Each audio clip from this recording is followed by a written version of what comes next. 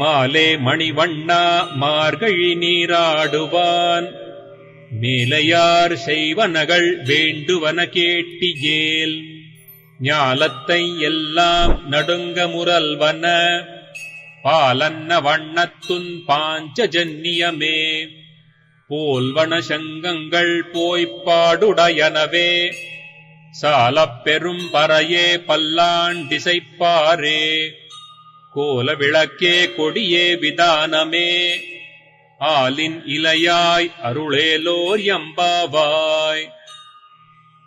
ఇప్పుడు ఈ 26వ పాశ్రం యొక్క భావం అంతరార్థం ఏమిటో తెలుసుకుందాం. ఈ పాశ్రం యొక్క భావం ఏమిటంటే, ఆశ్రితి వ్యామోహమే స్వరూపముగా కలిగిన ఇంద్రనీలమణి వంటి శరీరం కలవాడా, ఓ వటపత్ర సాయి, మార్గశీర్ష మాస స్నానం చేయగా వచ్చాము.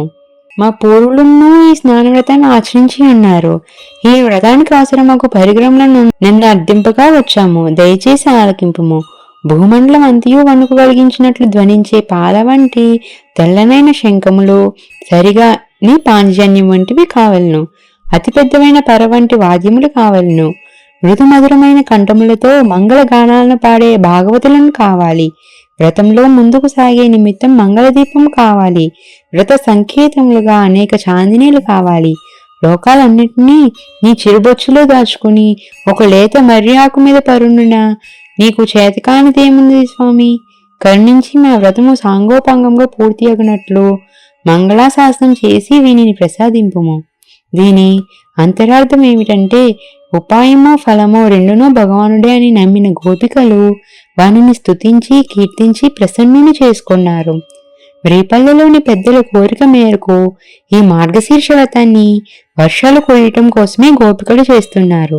పెద్దలకు ప్రతిఫలం వర్షాలు కురియటం, కానీ గోపికల ప్రతిఫలం మాత్రం శ్రీకృష్ణ సమాగమమే. మార్గశీర్ష స్నానం అనగా నిరంతర శ్రీకృష్ణ సంశ్లేష ఆనందంలో మునకలు వేయటమే అని అర్థం. ఇలా చేసే ఈ వ్రతానికి కావలసిన పరికరాలను గోపికలు ఈ పాసురంలో కోరుతున్నారు. ఇంకా మరెన్నో పాసురాల యొక్క భావాలు అర్థాలు తెలుసుకోవడం కోసం మా ఛానల్ని సబ్స్క్రైబ్ చేసుకోండి.